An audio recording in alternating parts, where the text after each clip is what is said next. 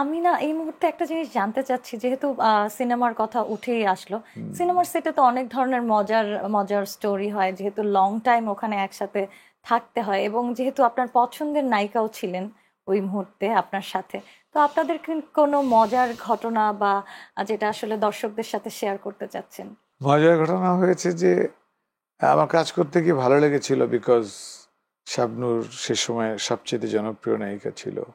স্বাভাবিকভাবেই মানুষ একজন গুণী অভিনেত্রীর সাথে কিংবা এক নায়িকা হলে গুণী অভিনেতার সাথে কাজ করতে চাইবে। বাট আমি তো একদম নিউ কামার অ্যাজ এ হিরো, কিন্তু শাবনূরের সাথে কাজ করতে গিয়ে মনে হয়েছে যে she was very much friendly and আসলে কোঅপারেটিভ।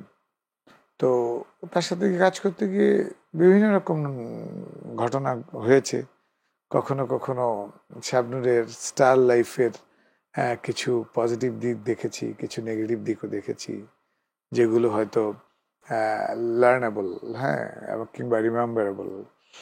তো সেগুলোই মজা লেগেছে আর কি। সেগুলি পাবলিকলি না বলাই মনে হয় বেটার আমার কাছে মনে হয়। আচ্ছা, ঠিক আছে, সেটা না হয় নাই বা জানলাম, কিন্তু এখন জানতে চাচ্ছি, যেহেতু পরিচালনা করছেন, সো পছন্দের তালিকায় যদি দুটো নাম জানতে চাই, প্রিয় অ্যাক্টর অ্যান্ড অ্যাক্ট্রেস, তাহলে কাদের নাম উঠে আসবে বাংলাদেশে?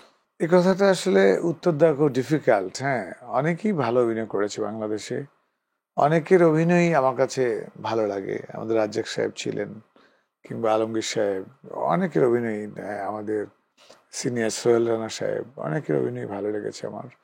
প্রবীণ মিত্র সাহেব, হ্যাঁ, আনার হোসেন সাহেব, ওনাদের হাসান ইমাম সাহেব আমার চলচ্চিত্রে বৃদ্ধাশ্রমে অসাধারণ অভিনয় করেছে। তো অনেকেই আছে বাংলাদেশে, অনেক গুণী গুণী অভিনেত্রী আছে।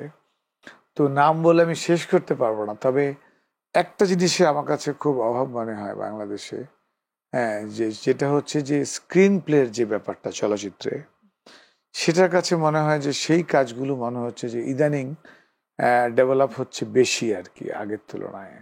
স্ক্রিন প্লে যেটা উত্তম কুমারের ছবিতে আমরা দেখতাম, উত্তম সুচিত্রার ছবি দেখে আমি মনে আছে যখন আমি ক্লাস 9-এ পড়ি, তখন টেলিভিশনে সার্ক সম্মেলন উপলক্ষে ছবি দেখাতো বাংলাদেশে, যে সার্ক সম্মেলন উপলক্ষে মনে আছে আমার।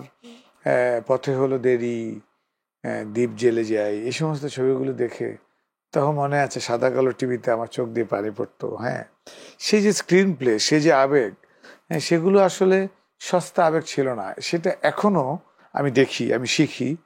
হ্যাঁ, তো এখনো দেখতে গেলে মনে হয় যে সেই আবেদনগুলো আসলে আমরা ওভারকাম আগের করা, মতো। It's not so easy actually, to be honest with you. এটা কিন্তু ফিল্ম কিন্তু ডিরেক্টরস মিডিয়া। হ্যাঁ, যদিও আমরা বিভিন্ন কারণে আমাদের আর্থিক সামাজিক বিভিন্ন অসহযোগিতার কারণে আমরা হয়তো চাইলেও ব্যাপকতা নিয়ে ডিরেকশনের জায়গা থেকে কাজ করতে পারি না। ইউ আন্ডারস্ট্যান্ড যে একটা ছবি কিন্তু অনেক এক্সপেন্সিভ ব্যাপার।